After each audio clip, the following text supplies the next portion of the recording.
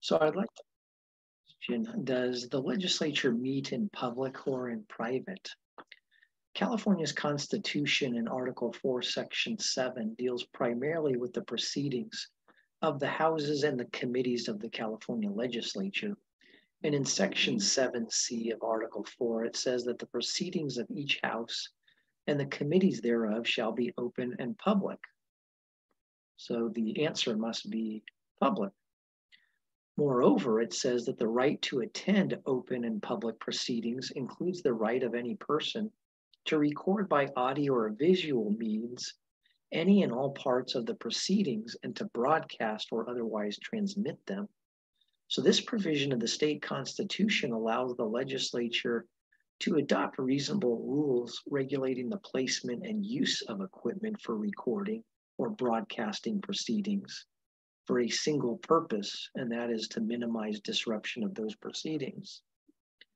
In addition, the legislature actually has to provide audio-visual recordings of all committee hearings and floor sessions on the internet within 24 hours after those proceedings have been recessed or adjourned for the day. And they have to actually maintain an archive of those recordings for at least 20 years. Now, despite all of this, the legislature may in fact hold closed sessions, but only for the following specified reasons.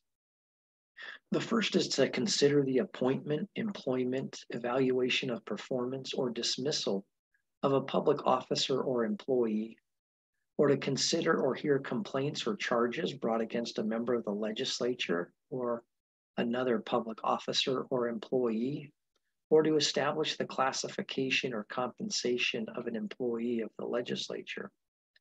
Another exception for holding closed sessions is to consider matters affecting the safety and security of members of the legislature or its employees, or the safety and security of any buildings and grounds used by the legislature.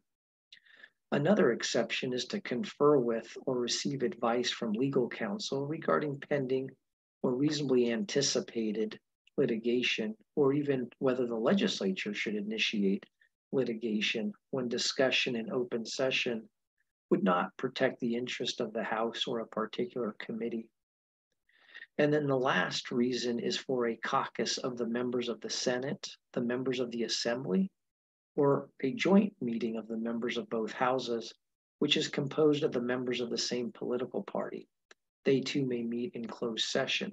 So those are the four main exceptions to when the legislature may actually hold closed sessions. And the legislature is required to implement these four provisions of law by a concurrent resolution adopted by a 2/3 vote of the membership of each house concurring, or by statute ultimately.